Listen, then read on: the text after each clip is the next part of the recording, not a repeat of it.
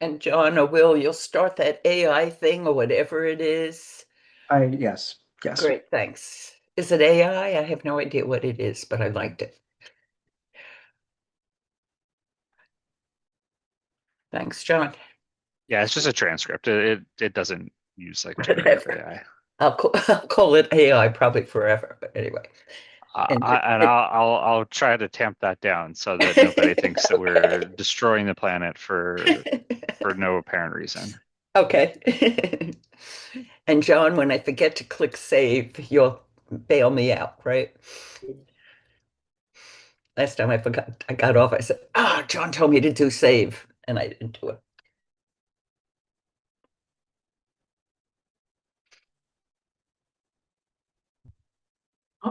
Will, I see that HSNY is on. Do they? Yeah, well, Did they tell us? Did they tell us who's going to talk first or how they're going to do it?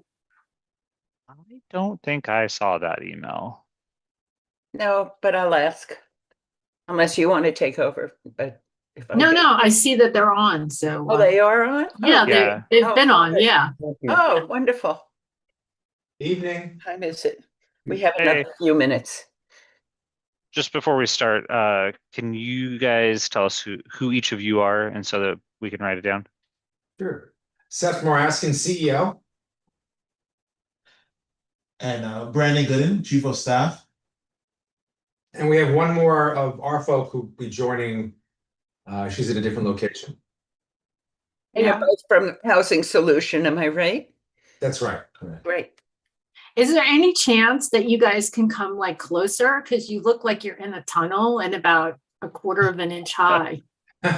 Well, we can move closer. Yeah, sure. I'm just saying. No, that's okay. No, we're happy to move. How are you both? Good. How are you? And so who is the third person who we should be on the lookout for? Dr. Zalex Rivera. So Oh, yes. she will be zooming in separately. Yeah, that's okay. Zalex. Is anybody from the city here then? Yeah, we do. We have Jamar from DHS. Okay, DSS? great. DSS, yes, I'm here. Thank you. Hey, Jamar, how are you? Good to see you again. Hi. And Jamar, sorry, you're gonna have to unmute again. Who else should we expect from your team? Jennifer Wilcox from DHS and Marsha Horn from DSS. I see Jen. Mm-hmm. And are you all going to talk, or how is it going to?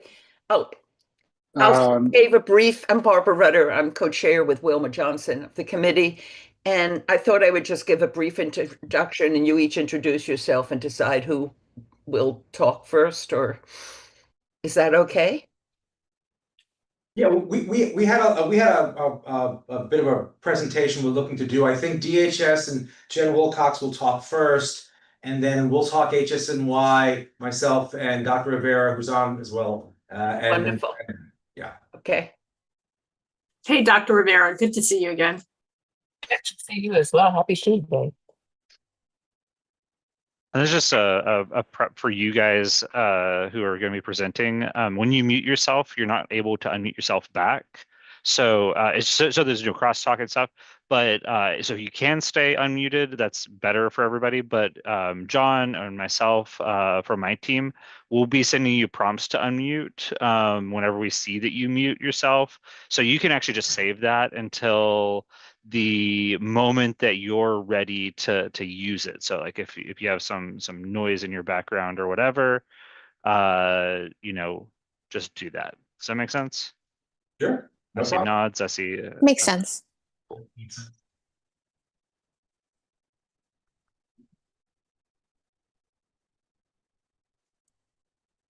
Okay, it's 31. Do you think more people are signing in, or should we? Give me about 2 seconds and I'll tell you. Sure. Yeah, maybe you want to give it 1 or 2 more minutes, and because I see a couple folks who signed in that I don't see in the room yet.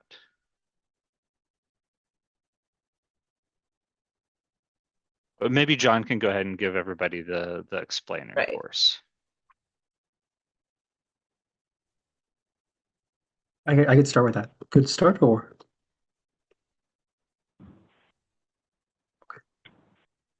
Go for it, John. Um, Good evening, all. Welcome. If it is your first time joining us, you notice they're all currently mute. Everyone will stay muted throughout the meeting, excluding the co-chairs. Following the presentations, as moved through the agenda, the co-chairs will call on members of the public wishing to speak.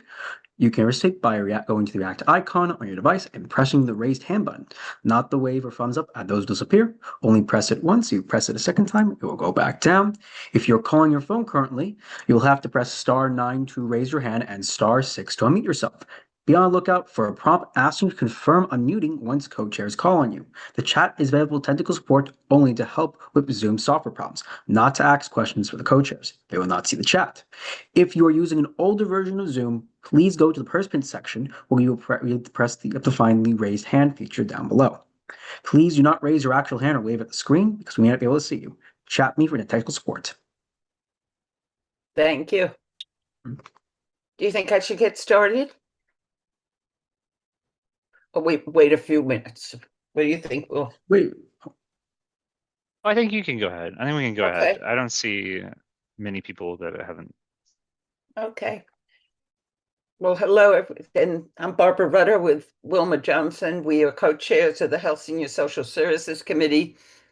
I will say Good evening. good evening. It's a little bit of deja vu all over again because we were excited about the building sheltering some of our more vulnerable people a couple of times before, so we're very excited to hear the presentation that you have. I will just say, in a personal note, I've seen the building and it really is very nice looking. I think it fits in with the block, and I was pleased to see it, but I know very little about it. I got the link to the presentation too late. I wasn't able to see it, so I'm very much looking forward to hearing it. We have the Housing Solutions is the agency that will be in charge of it.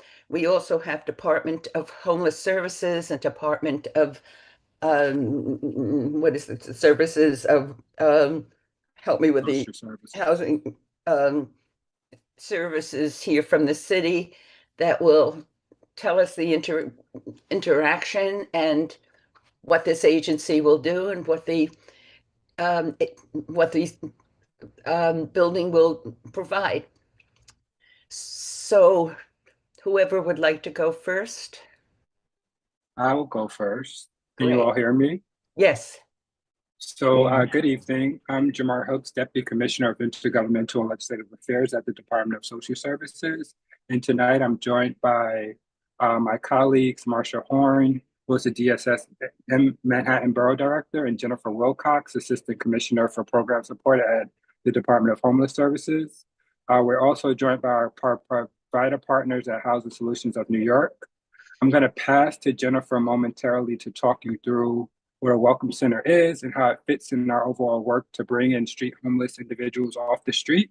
After Jennifer walks us through what a welcome center is, Brandon will introduce himself and his colleagues at HSNY and present on the Welcome Center, Manhattan Welcome Center, located at 419 East 91st Street.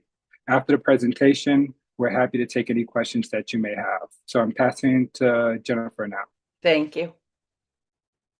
Hi, everyone. Thank you for having me. I apologize for my video not being on. My computer's not working, so I'm on my phone today. But I really appreciate you having us here to talk about our services, and in particular, the new Manhattan Welcome Center. So I am the Assistant Commissioner for Program Support in the Street Homeless Solutions Division. And we have a couple of different services that we provide. So I'm just going to walk you through so that you're familiar with our entire portfolio. So the first service type that we have are outreach teams. And these are the teams that go out every day offering services 24/7, 365 days a year. They refer clients into transitional and permanent housing resources, and they connect them to other services. This can be anything from a detox service to mental health services to connecting to social service benefits, that sort of thing. Our next service type is drop-in center. These are sort of our lowest level of services for people who are really resistant to accessing any of our sites. They offer basic services like showers and laundry and meals, and they also have case management services for people who are a little more willing to engage with the site, and they can connect people to, they can assist them in applying for benefits, they can assist them in applying for housing subsidies, that sort of thing. Our next service type are stabilization beds, and these are a fairly new service type. We actually started these as an emergency basis during COVID, and we're so successful at bringing street homeless individuals inside that we actually decided to make them permanent. So we're very excited about these. They are essentially a transitional housing placement. These sites have light clinical supports and are intended for people who have experienced street homelessness, but don't have really significant clinical needs. And then we have safe havens, which are another transitional housing placement.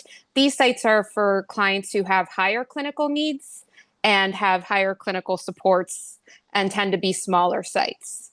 And finally, the type of site that we are talking about here today is a welcome center. And these sites are for clients that are willing to come inside off the street, and we need a bit more assessment to decide whether they would be better served by the single adult system, by a safe haven, or by a stabilization bed. So people come, sorry, I got a text. People come into a welcome center, they spend a bit of time there getting assessed, working with a case manager, and then are placed into one of our other programs like an adult site, a state bed, or a safe haven once we're a little more familiar with them. And that is a very basic run through of the services that we offer. Thank you. We'll save the questions to the end, I think. Do you agree, Jen? That sounds good to me. Okay. Who will be next? Brandon? Thanks, Sumar. Thank you, Barbara. As I mentioned, my name is Brandon Gooden. I'm Chief of Staff for Housing Solutions of New York. I have next to me my CEO, Seth Maraskin, and on the call as well, our Chief Program Officer, Dr. Lex Rivera. Good evening. Good evening. We have a brief presentation that I'm going to share my screen and show all of you, and I'm going to have our CEO, Seth, kick us off. Okay. Can you all see the screen? Yes. All right. Yes. So good evening, everybody. Thank you very much. We do appreciate the time. And we certainly want to make sure that as we're coming into the neighborhood, that we are partners in the neighborhood and that we're coming in. We want the same thing for the neighborhood, which is why we want to make sure that, we're coming tonight and speaking with you. Housing Solutions of New York, essentially our mission is very, very simple: to end homelessness. We do it a different way, however. We have a solutions-based approach. And we look at the individual from a holistic point of view, and the wraparound social services, which is actually mission critical for anything we're trying to do, especially with those unhoused, the population that we deal with on a regular basis. We last year we had 4,000 people in a month. Per month in our facilities. We're in all 5 boroughs. Majority of the locations we have are Bronx, Brooklyn, and Queens, but we're in Manhattan. Obviously, we're coming into the neighborhood soon, and also Staten Island. We have 600 families and individuals in terms of how we were able to maintain and provide them housing. And we also provide, as part of our food and nutrition program, 75 tons of food to persons with HIV.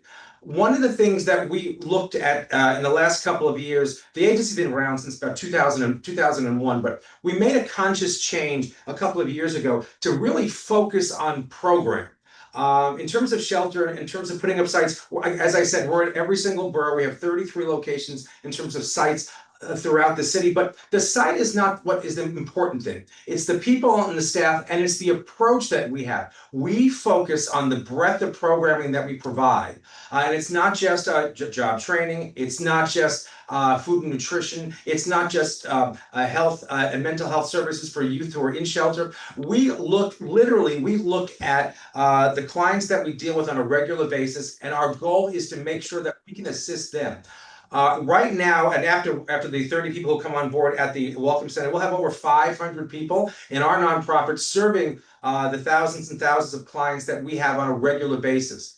In terms of the populations that we serve, we have families with children, which is the majority of our population. We have single adults and adult families. We have persons living with HIV, we have youth and obviously survivors of DV, and also foreign migrants. We really, in terms of the breadth of services that we are able to provide and have been providing over the last couple of years, we've really provided a name for ourselves in terms of how we're managing and how we're handling the process in terms of when someone comes to the city unhoused. I will say this, that for our perspective, our agency's perspective is the same. We don't care where you're coming from. As long as you come with us and you're a client of ours, you're going to be treated exactly the same way. That's essentially the high level view in terms of who we are. That's the big differentiator. We want to make sure that the person, the individual is what's important, and everything else is here to support that. In terms of the program itself, as Jen has already indicated, we'll have Dr. Rivera sort of talk specifically about what's going to happen on 91st Street. Good evening, everybody. Want to talk really briefly regarding the Manhattan Welcome Center. It is designed for people who are coming directly off the street, and therefore it is a part of a stabilization kind of intake process. On site, we will have a 24-hour, I know it's on our next slide, but we have 24-hour residential aides and senior residential aides. We will have social workers on site. We will have case managers on site. Plus, we will have maintenance and porters on site. Total census of the building is 88 beds, and the population will range between single adult men, single adult women, and couples as needed by the street outreach team. This building also has 2 community rooms. One of them is a dual room, which will be used for both the cafeteria, pantry, and as well as the community room. And there's a second community room where we will work towards ensuring that our residents will maintain our good neighbor policy and they are not loitering in the community. So we will launch programming and workshops, gaming and things of that nature in that space. Our facility will also work towards getting medical facilities inside, making sure that they're triaged before going to the next stop. To maintain safety, we're going to ensure that the floors are separated by gender. A large majority of street homeless individuals in our city typically are single adult men. However, any single adult women who come into the facility will be on a separate floor away from the men, as well as we are putting in certain security measures as far as access to those floors to ensure that there are no incidents. Animals are not allowed in the facility as far as pets. However, certified service animals and emotional support animals are allowed as per the policy. Food will be provided to the clients by staff 3 times a day plus snack. So therefore, no real reason to go outside. We will provide those meals. HSNY, we're dedicated, as Seth indicated, we're dedicated to ensuring that our clients feel the best that they feel in our facilities as well as at their next stop. Because the Welcome Center is the first stop, we want to ensure that they're more prepared and equipped to enter into our shelters. Want to continuously stress that we'll also have 24/7 uniform security on site. One of them will be tasked to go up and down the block to make sure that clients are not loitering or panhandling in the community that are assigned to the Welcome Center. The site's post orders for all assigned security officers do involve patrolling of both the building and the parameters. Our community engagement also, we're working in the community. As Seth also indicated, we want to be partners with this community board to ensure that any changes, any concerns, anything that takes place is addressed in real time. And so we continuously canvass the neighborhood and make sure that we're connecting with the schools next door, the restaurants next door, and all other facilities. We do plan to start our hiring fair in the middle of July. However, we do have an identified director who is an internal person who has been working with the agency for more than 7 years. They're very familiar with our policies, our culture, and looking forward to moving our mission forward. We also have our current site director of our men's facility, who is also a champion with this project to ensure that our rollout is seamless as possible to make sure we integrate into the community. Next slide, please. So I can talk to, as Dr. X mentioned, a little bit about our community engagement. And I think a lot of what we want to stress here is, as Dr. X was just alluding to, is that we have experience in this field, particularly so as we're talking about one of our program directors that has extensive experience working shelter. But to get to the point about our community engagement, wanted to highlight actually going back to the previous slide. I'm sorry I might have missed folks during what we've been calling my ambassadorship, walking the neighborhood. But I was able to connect with a few of the businesses and organizations in the neighborhood, particularly so the schools I've listed here, and I see we have our friends from NYC Elite Gym on the call as well, where I'll be planning to meet those folks in the coming week. But really wanted to stress how when HSNY is in a community, we want to create a partnership that supports not only the community, but also the clients at the sites. And so leading to my next slide, that shows up in ways where we have backpack drives, our food and nutrition program, which is currently based in the Bronx, where we're looking to expand host cooking classes for their clients and is expanding that to larger community. We also always want to appreciate and support our clients, whether it's through a Father's Day celebration, which happened recently, or barbecue. And also wanted to flag, and we've had conversations before with Menon's office, that whenever resource fairs are happening, we want to make sure that the information is getting out there about housing and to how we can prevent homelessness so folks don't end up in shelter. So lastly, we're always here to hear concerns, questions, or comments, and this will be shared amongst folks, but Dr. Rivera, our expert program person, is willing to share our CPO email so that if there are any concerns coming up, you can share them via this email. And just to reiterate as well, that the site will be opening up in September. It's slated to open in September. So before then, we're looking to and hoping to possibly host a ribbon cutting and inviting some of you there to see it. Is there anything else? I think that's it. Any questions? I can stop share my again, and on behalf of HSNY and DHS DSS, we're happy that we're collaborating like this, and we're thrilled to be part of the neighborhood and coming in soon. So we thank you for your time, attention, and certainly any questions we're happy to take. Thank you. I'm going to ask just a quick question first. Is it you're definitely coming in? We don't need a resolution, whether we accept it or not. It's a definite that you're going to be there in, what is it, September, did you say? September, Yes. yeah. Okay, great. Thank you. Just a reminder, if you'd like to ask a question or make a comment, you can go to the react icon on your device and press the raise hand button. So you have one member of the public who has their hand up, and I am not going to try to butchering the pronunciation of their name. Okay. Just introduce yourself, if you will. Hi, my name is Stacia Facilla. I'm from 1737 York Avenue. I am also a member of the Avenue Church, which is on First Avenue between 90th and 91st Street. On behalf of our church session and leadership, we would like to be added to the community welcoming and support. We would like to be part of that outreach, please. Absolutely, 100%. That'd be great. Thank you. Thank you for that. Yeah, thank you. Anybody else, Will? Yeah, you have another Tisha's. person named Tisha. Yeah, go ahead, Tisha, and unmute. And just identify yourself, please. Should see a prompt on your device. Hi, sorry, it's a little bit loud where I'm at, so I'm gonna try to speak as loud as possible. I have been working with the homeless population for some years now, and it's glad to hear that you guys are gonna have security. Can I leave this here? I just need to step out for a second. I'm glad that you guys are gonna have security on site.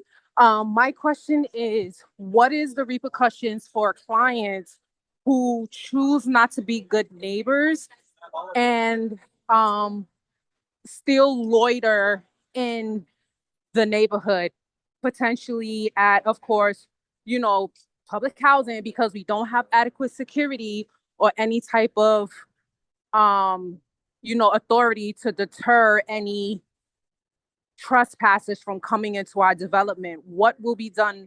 What can be done about that, or what's the plan for that? I think I can take this one. In regards to the length of stay, that might also help. Yes. The length of stay is anywhere, it does not go longer than 30 days because we are an intake location. And so because of that, we're going to try to work as aggressively or proactively, let's say, as possible to ensure that they transition to the next location. In the instance that you're referring to where you have a non-compliant client who continuously loiters or becomes a risk of the community, we would work collaboratively with DHS as it relates to referring to the other welcome center. There are two in New York City. This would be the second, either working collaboratively with them to transfer him over and or to expedite the transfer into the assigned shelter, which would more than likely remove them from the welcome center. Does that make sense? Tisha, I hope I answered your question. Tisha, is she still unmuted? Sorry, I couldn't unmute myself. That's good to know. Is there would there be a contact person at the site in case if we need to maybe alert them that there's a possible client from your facility in our development or anything of that nature? And don't get me wrong, sometimes it's not, it's just, it just happens to be a place that they come. But I know, from experience from working in a safe haven, in an intake center, these are some of the things that happen. And I'm just trying to find a proactive reason just to, just a way to keep the overflow from coming to us, because unfortunately, public housing isn't protected. And if I can do anything to help protect our residents, I'm going to try my best. Absolutely. So currently you'll have my contact information. Brendan said he would share it with the community board. Once we get up and running in the facility, the direct facility will have a 24-hour hotline as well as a direct phone number. And we will share the site director's number with the community that can also assist with responding in real time. All of us are on 24-hour call. So if there's ever an incident that's taking place, you can either text or call or email any of those numbers and we will respond as quickly as possible. Okay. That's hopefully reassuring. I guess we're gonna have to see how this goes. Tisha, you also have, hi, this is Valerie Mason. I'm the chair of the community board. You also have community board 8's contact information, or if you don't, we can put that in the chat. So please keep us informed of anything that you're seeing or experiencing that we can help get the right person to you. And I want to emphasize, thank you, Valerie, is we also have these connections with CB8 and Menon's office. So wherever I think you're making your voice and your concern, we'll hear it. But as we've been saying, you have our direct line, and once the site opens, you'll particularly have the direct line to the site. Okay. Thank you. Okay, I've asked a question. Hello? Yeah. Well, we have Judy and then Gail. Okay.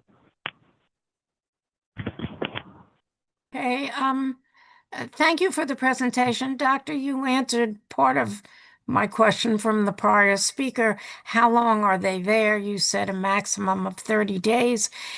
What happens after the 30 days? You said they're transferred to someplace else, but are they eventually, I don't know enough about the programs, are they eventually geared towards permanent housing? How does this work? How does it work? Absolutely. So the Welcome Center was a concept that DHS started around COVID to remove people off of the street. So it is almost like a subset of the intake concept. And so that's why they're only with us for a short period of time.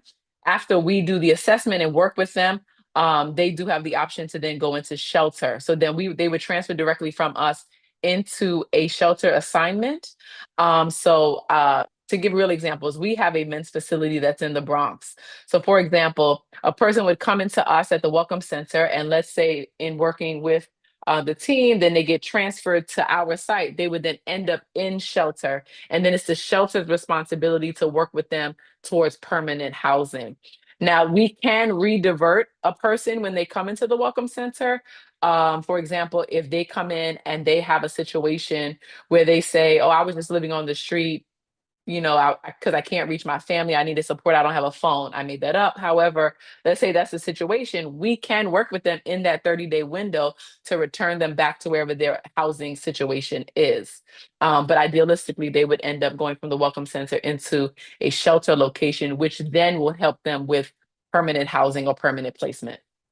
And if I could add to that, so after they leave the Welcome Center, they're in their temporary housing, either shelter or safe haven or stabilization bed for 6 months to 12 months. And then at that time, we're working with them to find housing, connecting them to all the types of supports that they need to transition to permanency, including City FEPS, which is the city's rental assistance program, which allows folks to move out of shelter and pays a significant portion of their rent. This client is responsible for 30% of their rent. City FEPS pays the rest. So we connect them to those vouchers and efforts to move them to permanency. But it takes about 6 to 12 months after they move out of, after they leave the Welcome Center to be placed in permanency. The other things that's important to mention, you may be asking, why does it take so long? Well, the city has a 1.4% vacancy rate for all housing and a 0.39% vacancy rate for deeply affordable housing. So it's difficult for folks to find permanent housing, but we work as quickly as possible to move them out of shelter as quickly as possible. Well, that sounds terrific. One other question or two other questions. Briefly, do you do anything, not you, but the next steps, does that involve training for jobs so that they can then support themselves? Is that also a next step down the line? You want me to take it? I can take that from a shelter perspective. Absolutely, yes. In the shelter system, we do work with them regarding whether finding trainings or trades, as well as finding employment. Most single adult shelters do have employment specialists, social workers, and housing specialists that help equip them to move out of that temporary situation on the shelter side. Well, that's terrific. It sounds like a wonderful program. Now, I came a few minutes late. The picture you showed on the second slide that had a very contemporary building, is that one of your other shelters, or is that going to be the building on 91st Street? That's the building on 91st Street. Right. Oh, I haven't been Very there. nice looking, Judy. Yes, it is very nice looking. Yeah. I think that's a help too, to come to, for these people to come to some place that is nice. I think that's a plus. It also fits in with the neighborhood, I think. It isn't something that looks, particularly like a shelter or anything like that. Right. Correct. Thank you very much. Thank you. You're welcome. And is Gail Yeah, Barrett? can I ask a question? Oh, somebody else. Okay. Thank you for your presentation. I appreciate the information. I have a question. And one of the questions that I have, I'm sorry, I need to see if I can turn this off. One of the questions is, you said you had a second welcome center. Where is that specifically located? The second Welcome Center is not a HSNY ran facility. It's another provider who has that one, and that is located in the Bronx. We are the provider for this one, and this will be the second one in New York City of its kind. The first one is currently in the Bronx. So it'll be the first one that your organization will be running. Correct. Okay. And what about the profile of the clients that will be in the facility?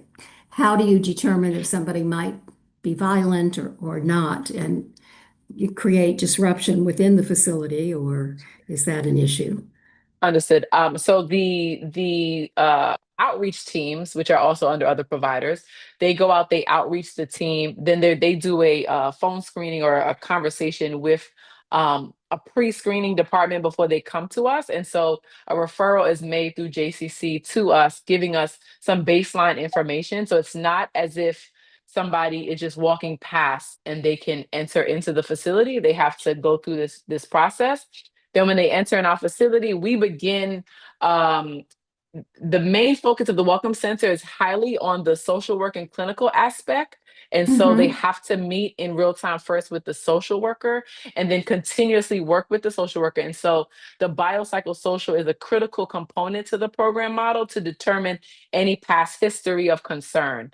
And then once that is determined, we then either assist them with support in that short period of time or work with our referring agency to make sure that they're in the appropriate setting, whether maybe they need the stabilization bed or they need a safe haven or they stay with us and then end up in shelter. And so we work collaboratively with the partners to ensure that. That's good to hear. I do understand that given the zoning on the site, that your clients can only stay there for 30 days. How is that monitored?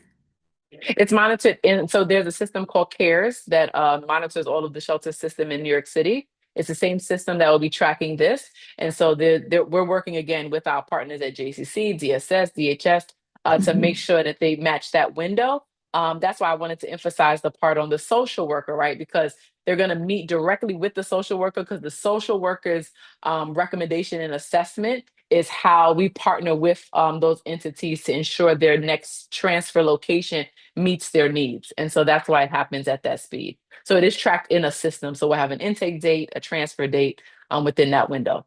And you're confident that after that 30-day period with your other facilities, there will always be some type of a bed or a place for individuals who have been part of your center?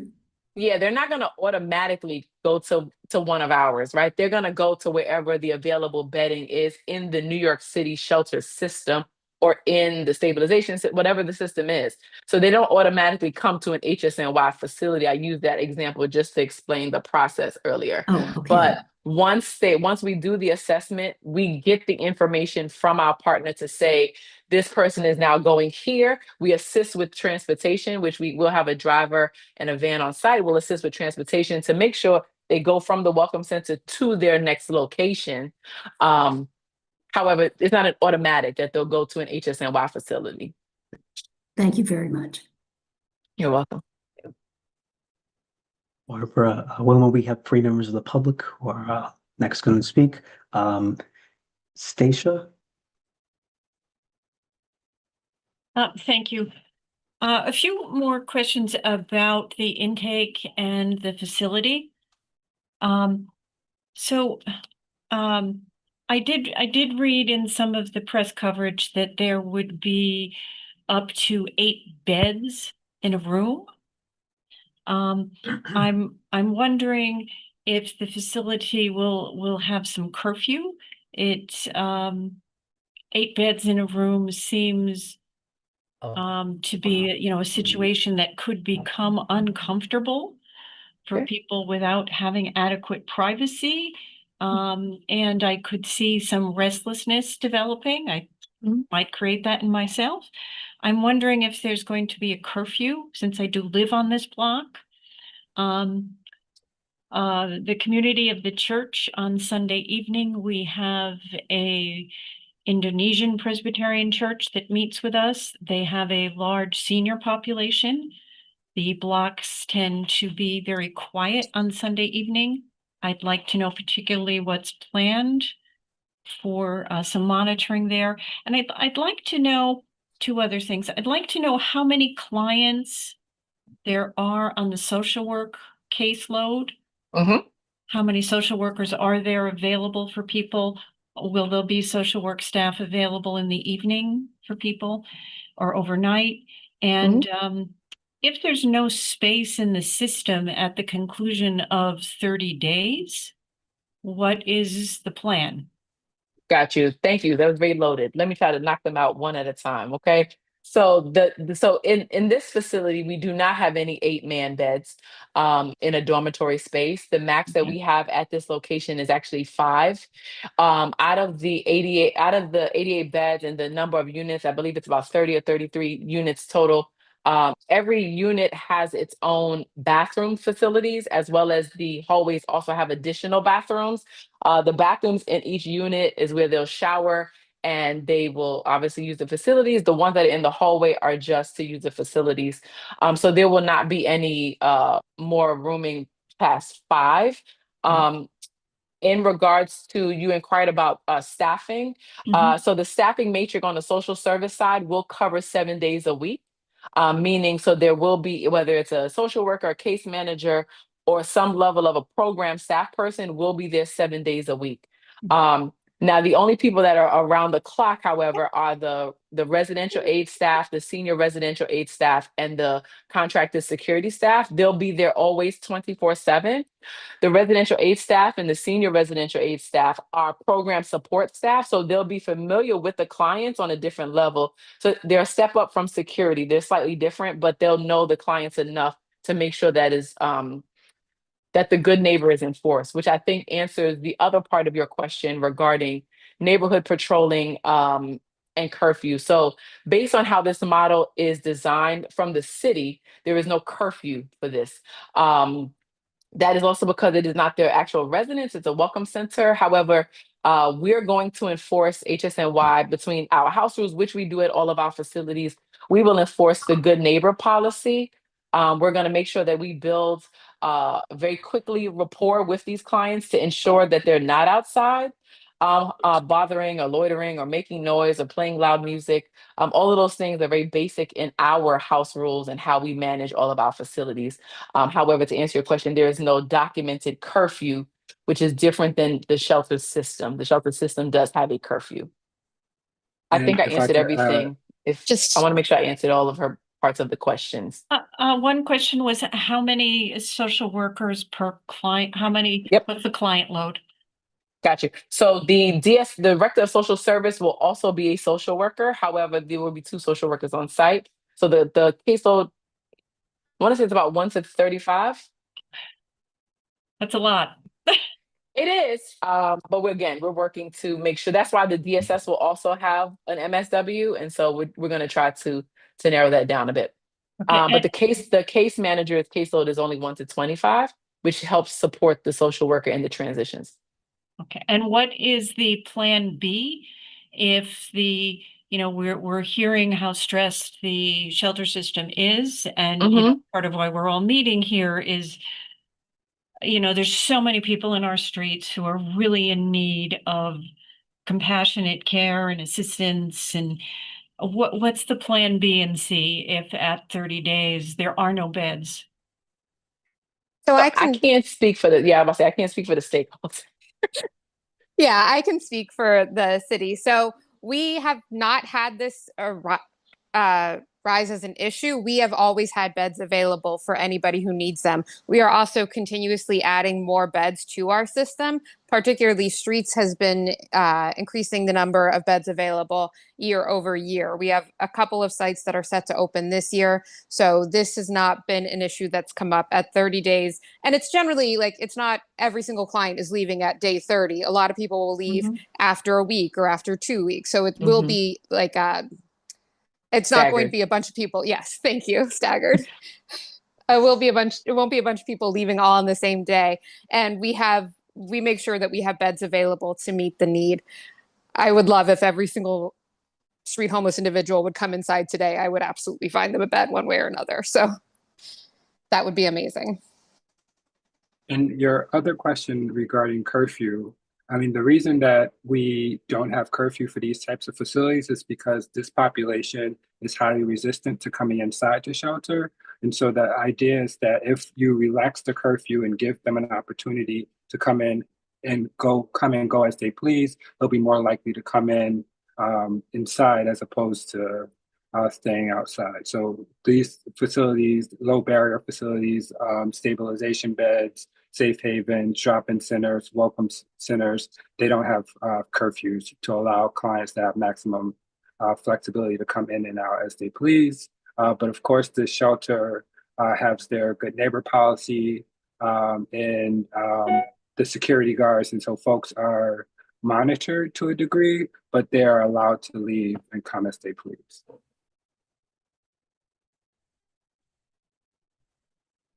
Thank you. Next question is, if not Wilma, I think you had questions, and then I do. Well, I was, you're going to have approximately 70, 80 people a day if you're including the beds that'll be serviced, people in and out of the beds, 2 weeks, 3 weeks, 1 month. There's always going to be like a rotation of this. So that means that you will probably service more than 80 people a day. But do you expect most people are going to be in a bed situation because they're rotating 2 or 3 weeks rather than month by month?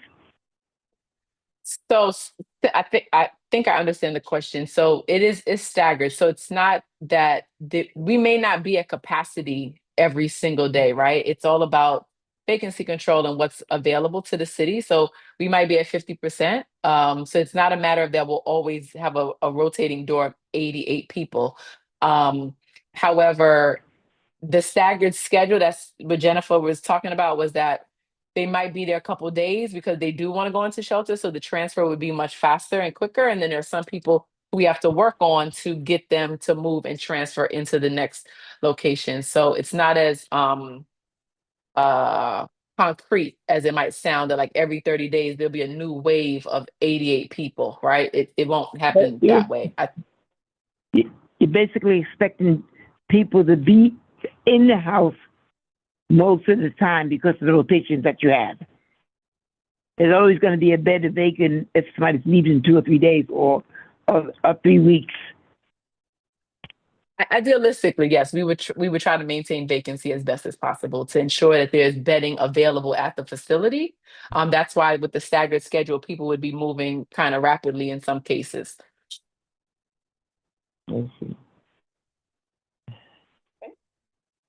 There are still 2 members of the public.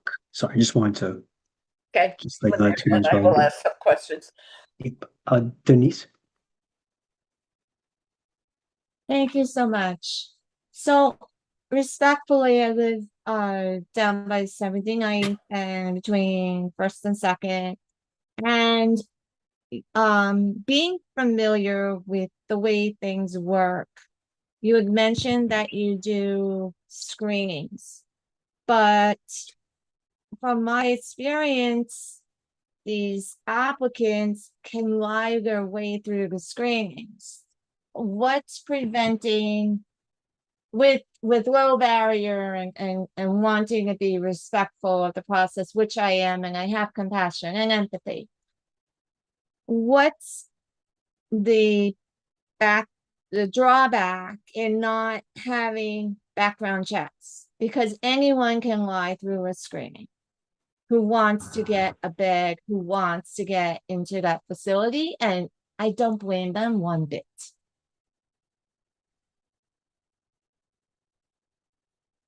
So these facilities are to assist people who are experiencing unsheltered homelessness. So we bring them inside. We will have, as has been mentioned, social workers on site, case managers on site.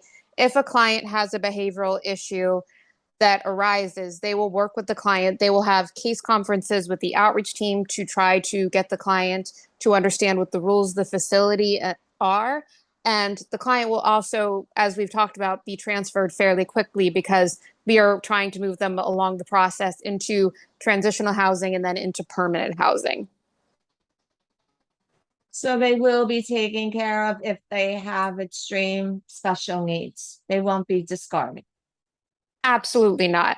If a person has significant needs, that's a big part of what our safe havens are for. So they have really significant clinical supports on site. So if a person, let's say, has a serious mental illness and a significant substance use issue, they might really fit within our safe haven model, which can provide a lot of services to that individual, which can assist them on getting treatment for their substance use issues, which has experience working with AOT teams to help them comply with their medication regimen to ensure that their mental illness is under control. So we have a lot of services available to people who are unfortunately suffering these types of conditions, and to try to really help stabilize them and try to keep them and the community safe. I appreciate that response. And what about disabilities? That's not really being spoken about. People with other abilities, people who require wheelchairs, who need access to this facility, are they going to get the same treatment?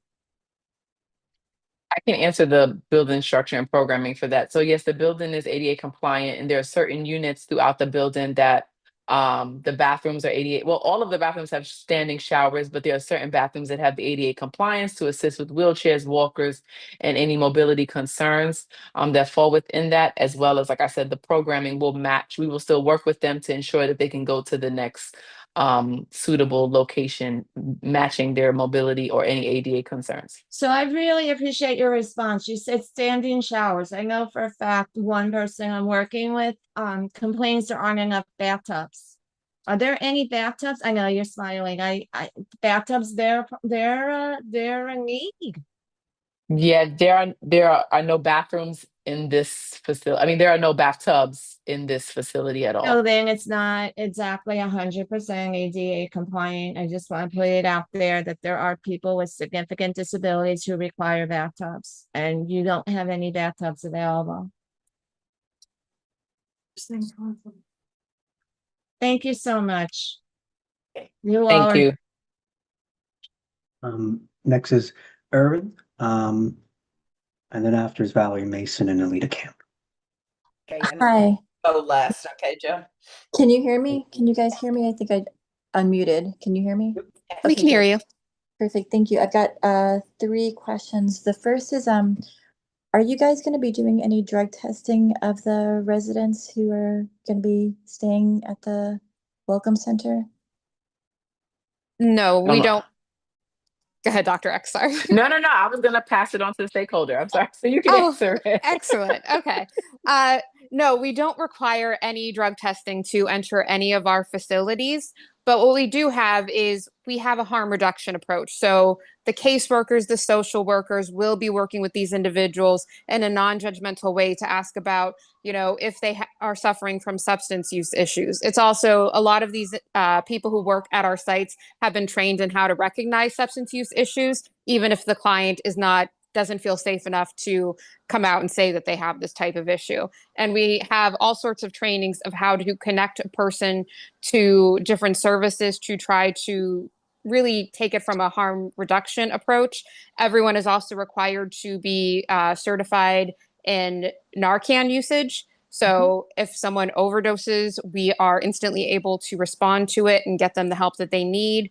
We also do a lot around getting people prescriptions for, I talk about it all the time and I'm blanking on the name, but there's a prescription drug that you can take to help with addiction that we also do a lot of prescriptions of. So we don't require any drug testing, but we do have a lot of services to connect people in need to these harm reduction services and try to get them to reduce or end their drug usage. Okay. I also just wanted to ask about,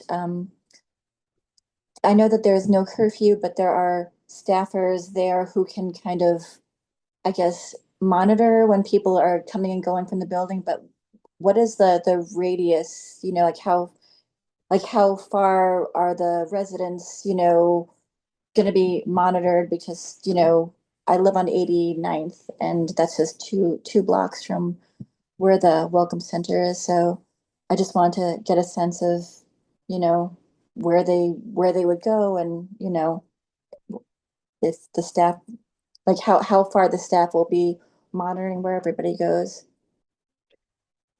I think I can take this one. Just for the point of context, they indicated it is a low barrier facility, and so we don't track their whereabouts outside, but we do want to be, HSNY wants to be a good neighbor first to the community. And so we did agree to at least canvass the block in which it's on from block to block and work with our security contractor and our RAs to secure that. That's as far as we are going in regards to canvassing. But again, I want to indicate that we do want to work with our clients to ensure they understand the severity of loitering and not being a good neighbor. So that's why we're going to continuously enforce the good neighbor policy from the point of intake when they walk in the door to the point of transfer to the next facility. Okay, and then along with that same question, I actually have a car and it's parked on my street, and so if my car gets broken into or damaged or something like that, is there what recourse do I have for like submitting a claim or something like that if in fact it was somebody from one of the residents, like what do we do? Anybody want to take that? However, you would follow the same procedures as if it was anybody that broke into your car, right? So if your car does get broken into and you believe it is somebody either in the community or at that facility, you call 911 the same way. What'll happen is all of those city entities are connected, and therefore, if the police do need to come to the facility for anything, HSNY will comply, following the necessary legal channels to ensure that any information is given that we can give. But outside of that, you would follow the same community channels you would have if anybody broke into your vehicle. That's right. And our policy is, as part of our good neighbor approach, if it can be determined that one of the clients have done something they should not have done, and if we need to do something, there's no issue with that as long as that can be established. But to Dr. Rivera's point, if something would have happened, 911 and the interconnectivity is there, which is why our stakeholder really is involved. So we can provide that information too. Okay. Do you have any questions? Okay, I guess that's it. Thank So you. in other words, Sorry. the facility is not liable for bringing the person who committed the crime here. Your facility is not taking responsibility at all. Well, again, it would have to be determined that there'd be someone from our facility who actually engaged in that, and so that's a couple of steps down the road. But if it's determined that that's what's involved and it can directly correlate or related to, then we've taken responsibility in the past if something does happen. It happens so infrequently, but that is something that we do 100%. Okay, and is there a hotline number to call in case there's something going on, or we know? Yeah, absolutely. Yeah, absolutely. We'll provide the hotline number right now. The facility is not open, and so we provided my contact information. So even after this, if there's any additional questions that you want HSNY to respond to, we can respond. When the site closer to the opening date of the site, we will provide the community board with both the hotline number, the site director's phone number, my direct phone number. So there will be enough phone numbers to contact in case you want to reach HSNY, and emails. And how long is the facility contracted to be there for? The contract goes 5 and then 4, so it's been 10 years. It's a 10-year lease. Well, the contract with the city is 10 years. Okay. Do you have any more questions? No. Okay. Okay. All right. Thank you. Thank you. Thank you. And who is next? John? Valerie has her hand up. Hey, Valerie. Okay, thanks. First, I just want to say thank you to HSNY and DHS and DSS for coming tonight. We had preliminary conversations with them about the project, and I have a couple of comments, and then as part of the pre-meeting with representatives of Council Member Menon's office, and one of her staff is on this call too, listening. We talked about outreach to the community in anticipation of this happening, because as Barbara mentioned at the beginning of the meeting, there have been a lot of stops and starts with this project. So we kind of, get really excited, look forward to this project coming to fruition, and then something unforeseen happens. But I think it seems pretty well that this is going to happen, and we are welcoming the Welcome Center. I guess a couple of questions in terms of, this is HSNY's first Welcome Center. It is only the second one in the city of New York. And I guess this question is better for Jen than anybody else. What kind of success rate are you seeing at the other Welcome Center? And what lessons have you learned from that center that are going to be incorporated in this one? Okay, go ahead.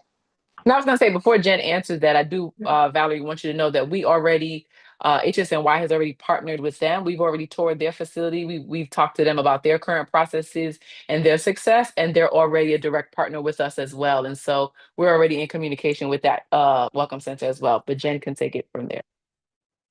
Thank you. So yes, I am happy to be able to talk about this model because like we said, this model started in COVID and we have found a lot of success with it. So we're really proud of this model. So this is technically the third Welcome Center that the city will have. One of them, unfortunately, the lease on the building ran out, so we had to close that one, but we have had 3 altogether.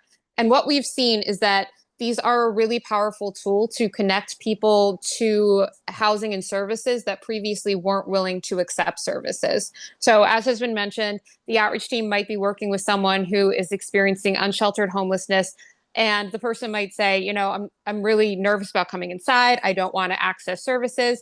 And we found that with welcome centers, we can say, well, why don't you just come in to this site for like 30 days? You can see sort of what it would be like. You can test the waters and see if you are interested in coming inside.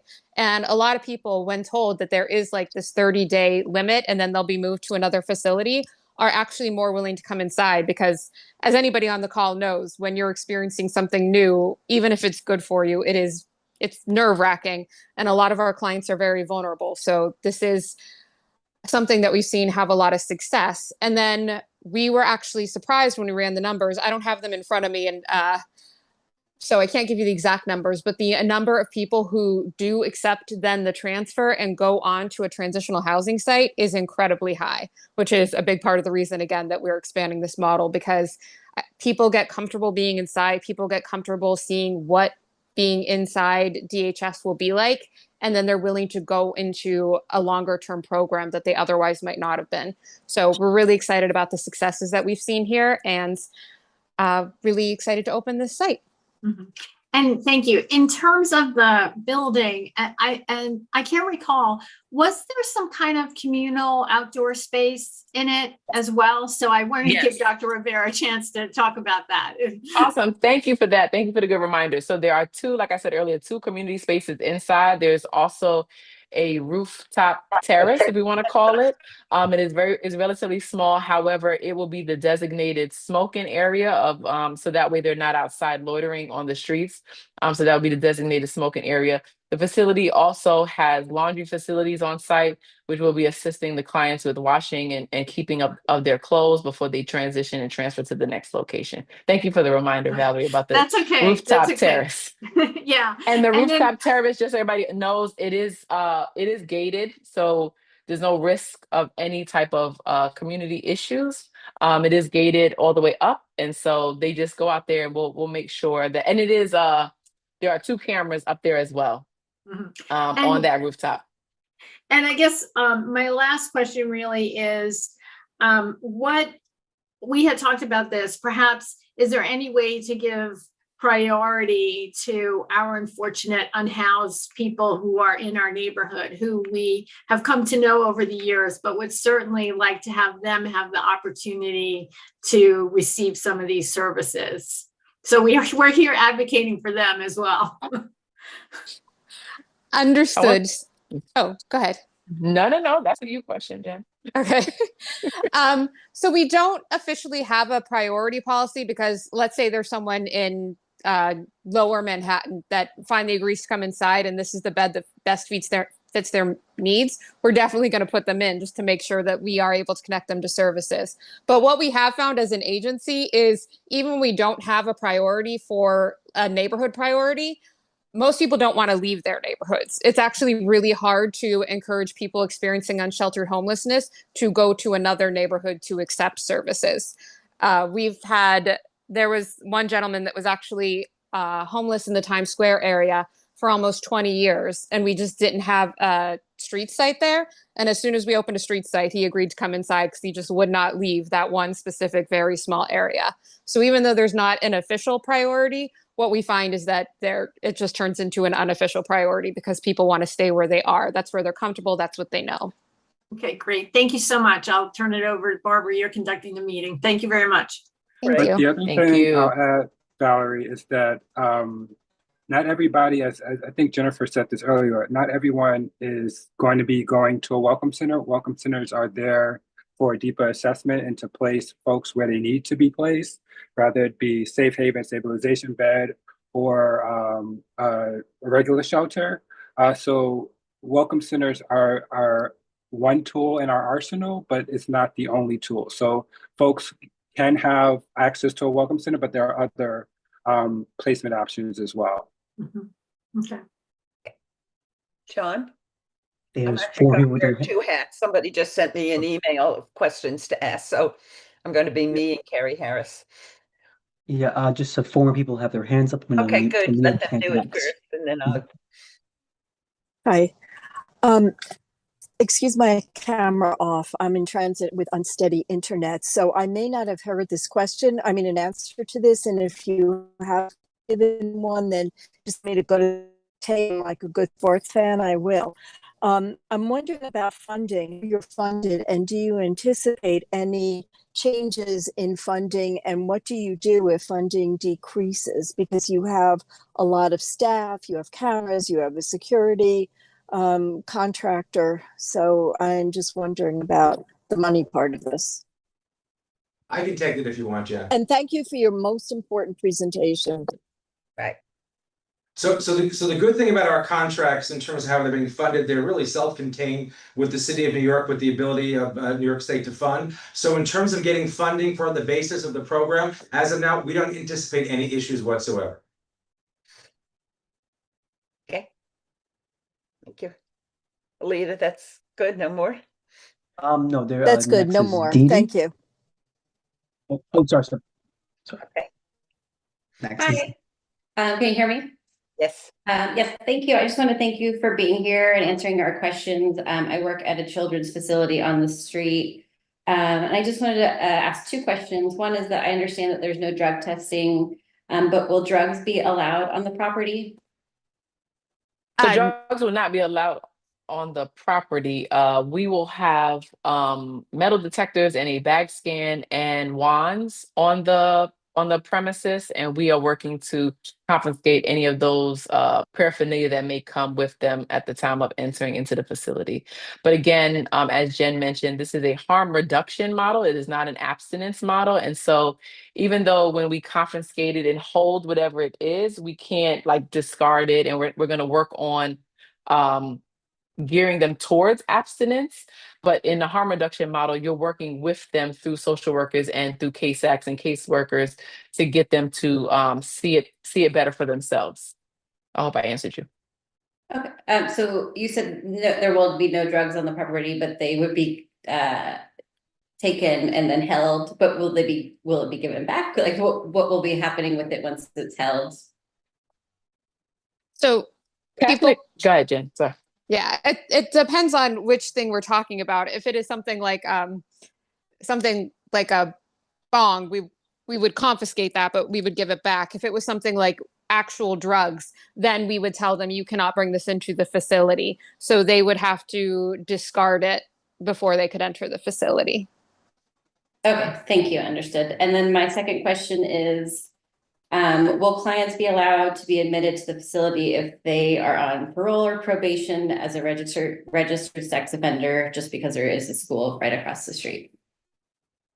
So there is, I'm trying to get the law exactly right here. So a sex offender who has limits on where they can go will not be assigned to this facility.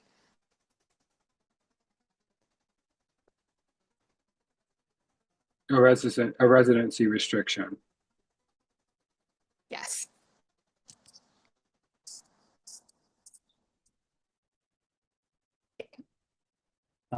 Next speaker, Dane Slay. Hi, Dane. Much for your presentation this evening. I have a few questions. The first question is what happens or what are the repercussions for violating the good neighbor policy? Like, are you kicked out after the second time? I'll just pause there for a moment. Similar to what I said earlier, any concerns that are at risk of both self and people in the community, we would work with our stakeholders to either transfer them to their next stop much faster and or transfer them to the other welcome center where they can get additional support. But again, we would work with our stakeholders to ensure that they're following both the good neighbor policy as well as the safety of the neighborhood and themselves and the staff at the site. Okay, so if they break the policy, say 2 times, then you would transfer them, or the first And time. hopefully they don't get to the second time, right? So if they break it the first time, we would again, because they're not there very long, right? So unless it becomes like you broke it 2 times in a day, kind of thing, but they won't be there that long. So after the first time, again, working with the social worker, we would try to expedite their transition or their transfer to find a more suitable place. More times more than likely, a person may have an underlying issue, which is why the social worker would assist us, right? People are not just actually naturally defiant. And so therefore we would be able to assess that and then work with them to get them to the next location. Okay.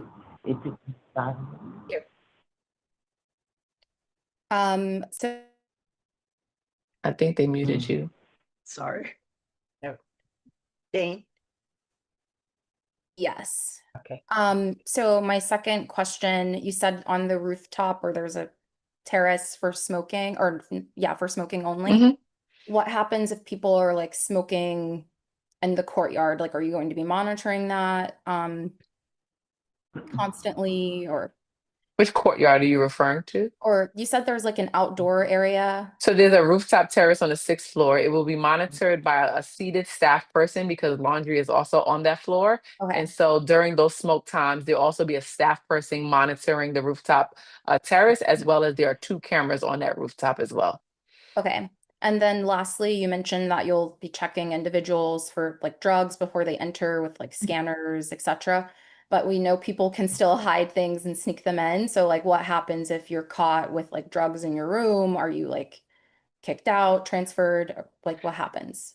Absolutely. So there still would be unit inspections and checks or wellness checks, as they call it on this side. There'll still be wellness checks. And in that instance, again, we would confiscate any hard paraphernalia or any hard drugs or any bongs or anything like that. And then again, work with our stakeholders to move them much faster. More than likely, if they're holding large amounts of drugs, then it sounds like a drug program may be the next stop. And therefore, in that assessment, we would try to move them on to the next level, to the next stop, much faster. Okay, thank you so much. You're very welcome. Thank you for the questions. John, anybody else? Yes, Tisha. Okay. Next. Hi, good evening. It's me, Tisha, again. So speaking of, I don't really have a question. I have more of a suggestion.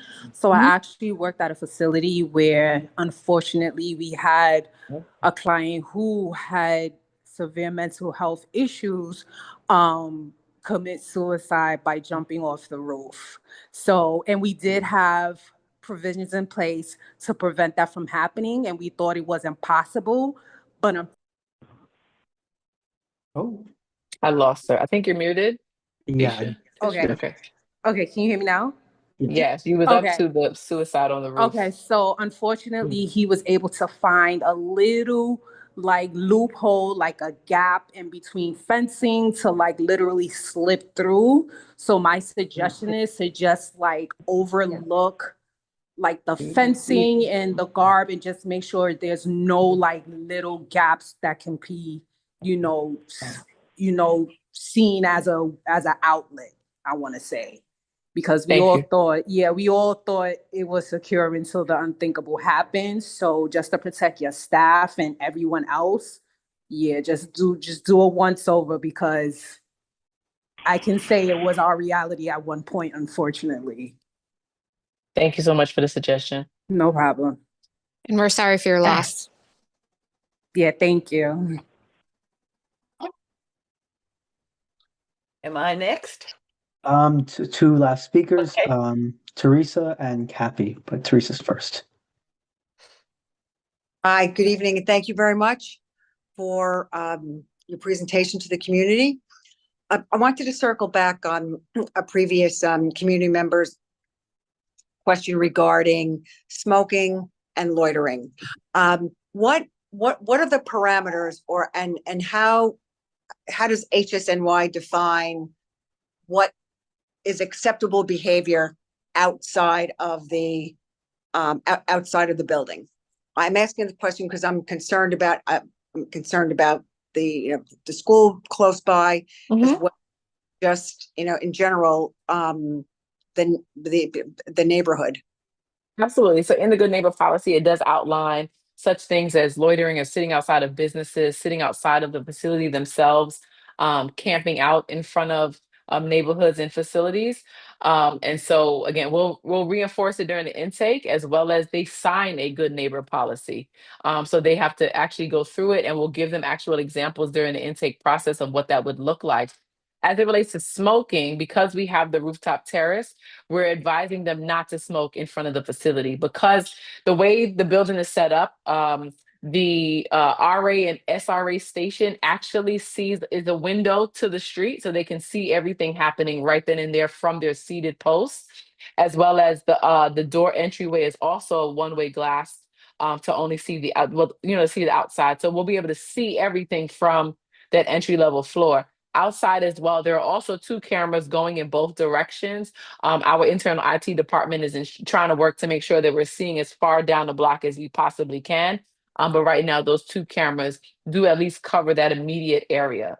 Our individual HSNY's commitment in partnership with our council member is that we're adding an extra person to literally go up and down the block to ensure that people are not loitering directly up and down the street as well. And so that is how we're going to make sure that the good neighbor policy is continuously enforced. And I'm sorry, just to add to that too, there's also staffing outside of just the RAs and the SRAs. There's also the other staff that'll be there too. So they're not only stuck to the buildings. If the case manager's on site, when they take a break, if they see a client, they're also going to enforce the good neighbor policy and make sure that people are coming back to the building. I participated in one of the community calls a couple of months ago when this this concept was first introduced, and at that point you did not plan to have security. It sounds like you have RAs, but you don't have security. No, we have both. Security. You have security. So we're having both. We will have senior residential aides, we will have residential aides, and we will have contracted security guards. And all of those positions will be 24/7, 7 days a week, around the clock, all shifts.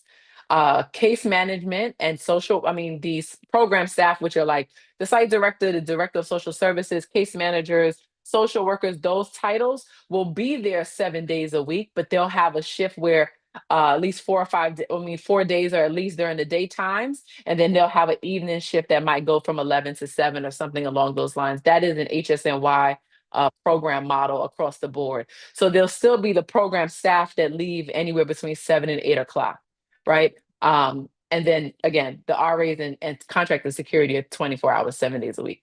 All right, thank you very much. You're welcome. Thank you. Last member of the public, Kathy. So thank you very much for your presentation. It is extremely impressive. I happen to volunteer for an organization that serves meals.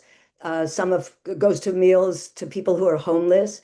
I'm wondering, since I live generally in the neighborhood, are you expecting or hoping that volunteers from the community might serve a purpose in your in the Welcome Center, as in serving a meal, making them feel comfortable, welcomed? We always invite partnerships within the community. Our model does include 3 meals a day, and so they will get 3 meals and a snack a day in our already programming. However, at our other facilities, we do special events with community agencies that want to come in, whether that's like specialty, because they want special food, right? So if you want to do a special event or like a First Friday, anything that's creative, we do welcome that partnership to make sure that our clients understand that, we all look at them as people and they're actually seen in the community. Great. Thank you. Thank you. Am I up? Yes. John? Yes, Barbara. Yes. I'm going to ask a couple of just a few questions. You answered most of my questions. And then a woman that couldn't come, Carrie Harris, who couldn't come, wrote me an email, which I'm just starting to read now. So I'll probably read it in a disjointed way, but I hope not. A couple of things. First of all, very basic. What is the definition of a shelter? I always thought the shelter was like the lowest level. They go, they have a bed, they kicked out at 10 in the morning, they're back on the street. It seems like a shelter is much more inclusive than that.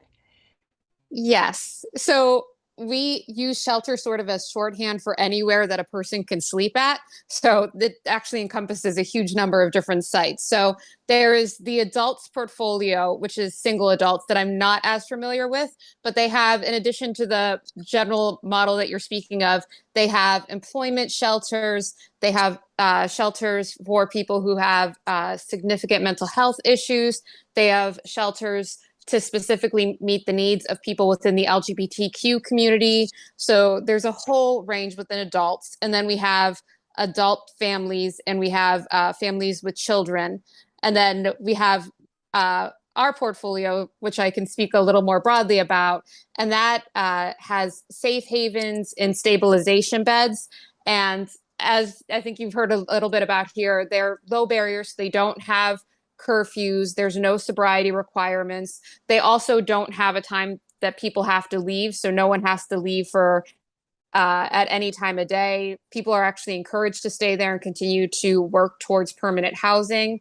So yeah, the definition of shelter is pretty broad, and it can include families with children shelters, or it can have single adults, or it can be street shelters. So it really depends on specifically which type of shelter. But they live there. It isn't a temporary thing where I'll spend one night there, or if it's cold out or anything. This is, they would have a bed that they could stay at until they're put someplace else.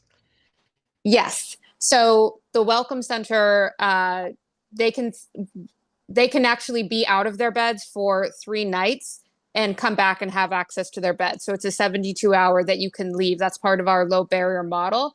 And yes, you basically have your bed until you're transferred to your transitional setting, and that bed belongs to you. That's for the Welcome Center. What about if you send them to a shelter? So even in the traditional shelters, no one is kicked out. So just want to raise that point. So previously there was a time when folks had to leave the shelter during the day. Yeah. But in the last, I believe, 2 years, it's been about 2 years, that rule has changed. And so folks are not required to leave the shelter. They may have to leave their dorm while it's being cleaned, but there's programming in the shelter, there's common areas, there's entertainment in the shelter. So they're not actually asked to leave the facility itself, even in traditional shelters. That's really good. The old model was not a happy one. What if people don't, you hear that people don't want to go to a shelter? Maybe it was the old model of a shelter. What happens if they're in your Welcome Center and they say, I want to go back on the street, I don't want to go there? They can, I guess, right? They have the free will to do that? Yes. Unfortunately, we can't force them to accept services, but we do work with them and say, like, okay, is there a reason you don't want to go into one of our systems? Is there something that would make you more comfortable? And really try to connect them. And even if that doesn't work, we'll try to connect them, if they don't already have an outreach team, to connect them more strongly with the outreach team. And we might also refer them to a drop-in center to at least be able to access things like meals and laundry and that type of thing. Another question by the way, I just want to thank you for coming and thank you for the presentation. And it just sounds like a very well thought out that we should welcome, in my opinion, we should welcome into our community. But a couple of questions more. Drugs. I have a friend that lives in East Harlem. When some of the drug On Point and those places open, and it became a bed for drug dealers.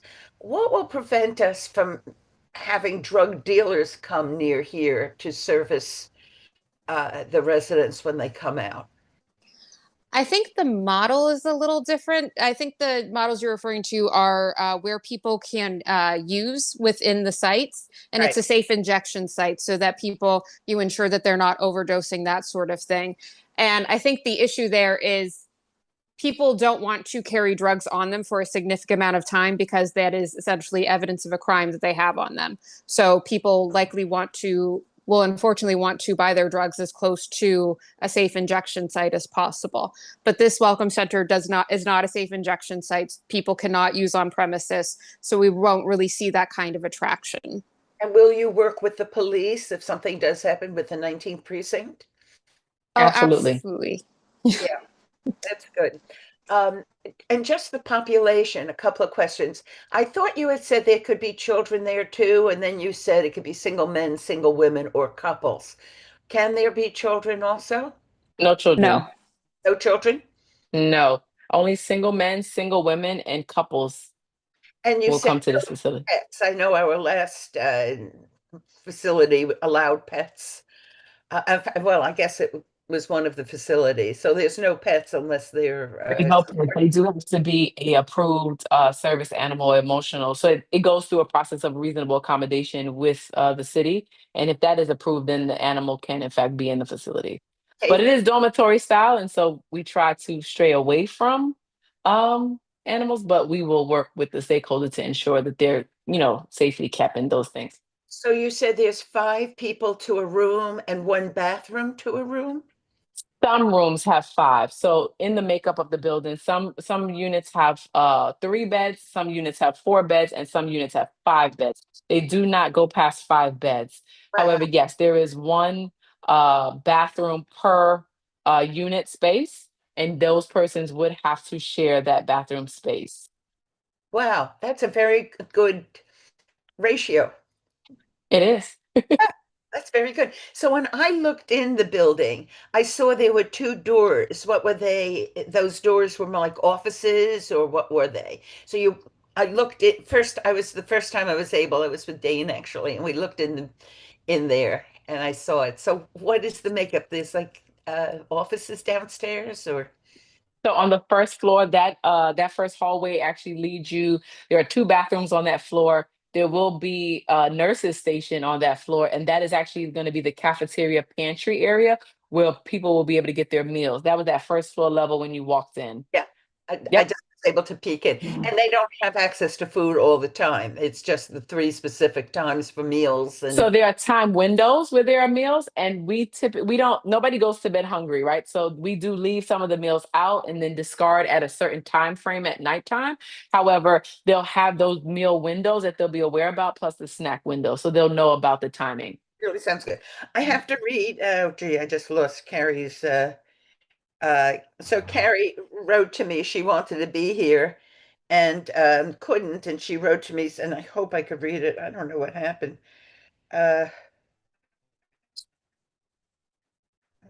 It's gone. I just had it out, and let's see. I'm sorry, just give me 1 second and see. I had it out. She was asking basically who owns the building? Is it a privately owned? Who is the landlord and privately owned? Yeah, the building is privately owned, and we have a lease with the landlord. Okay, I can't see her other questions, but it was basically something like that. I just lost them. Thank you so much. Thank you. Are there any other questions? And we welcome you. So in September, you're expecting the ribbon cutting on September? Late August. Probably late August, yeah. Late August, yeah. Oh, it's wonderful. We'll be there. Alita has her hand up next. I'm sorry, John. Alita has her hand up next, if it's okay. Okay, great. Thanks for you. Hi, thanks for allowing me to speak again. And again, thank you for your presentation and all of your comments and answers to questions. So there's been a lot of information lately about the value of art beyond just aesthetics. And while you have a lot of things going on there, I'm just wondering if there is a role that art instruction or art the opportunity to create art, and maybe it's something I chair the arts committee at the community board. Maybe it's something that the community board could work with you on developing for the residents there or your clients. That would be great. That would be an awesome thing. If you can just touch base with me, that we can start preparing or planning what that can look like. Absolutely. Okay, so I told you the internet is wavering. What did you just say? I said Sorry. that we would love that. We would love that partnership. And I know you're driving, but I think Jonathan does have our contact information and he can share it with everybody tonight. And if you can reach out to the CPO email, me and you can connect to figure out how that would look for programming pieces. Right. That'd be That's excellent. a Thank very you so good much. idea, Lita. Thank Very you. good. Thank you. Thank you. I think that Carrie's questions had a lot to do with how long is the lease with them? Is that the 10-year lease with the landlord? So the way that the lease works, it's a longer lease, but if whatever the reason the program is no longer there, then the lease would then be terminated. So the lease runs with coterminous with the program itself. Okay. Thank you. Well, any other questions? I will say we appreciate tremendously that you came and presented and will become part of our community. We thank And you. before we go, Marcia, can you unmute Marcia so she could just talk about the Community Advisory Board? Marcia Horn. Yes. Hi, thank you so much. Good evening, everyone. Marcia Horn with Department of Social Services and Intergovernmental Legislative Affairs. I'm so happy that we were able to come tonight and just give our presentation to work with our great partners. I do want to share that we are working with the Councilmember Manning's office to put a CAB together currently. And once that is all the individuals that were names that were submitted, we're going to vet them and start the CAB. The CAB should be, we're trying to get this started for July per the recommendation of the council member's office. So please be on the lookout for those individuals that are on the list. And the CAB is just a space where we have conversations with this particular facility. And we share in partnership and how to develop and how to grow. And then if there's any concerns that may arise, that we can handle that, or the facility can handle it in real time. So thank you all very much for your time and allowing us to attend and share the presentation with you tonight. Thank you. John, who is on from Councilmember Manning's office? Is it Harry? No, it's not Harry. We find them right now. Apologies. Okay. Oh, here he is. Yep, I see him now. There he goes. It's Justin. Oh, it's Justin. Okay, Justin, thanks. Well, thank you. If there are no more questions, we're going to allow you to take a wonderful break. And look forward to having you as our neighbors. Thank you very much for your hospitality. We're excited. Looking forward to it. Thank you. Anybody want to say we should adjourn? Yes, adjourn. And thank you so much for everything. And I second it. Thank you. We will leave now. Thank you, everyone. Take care.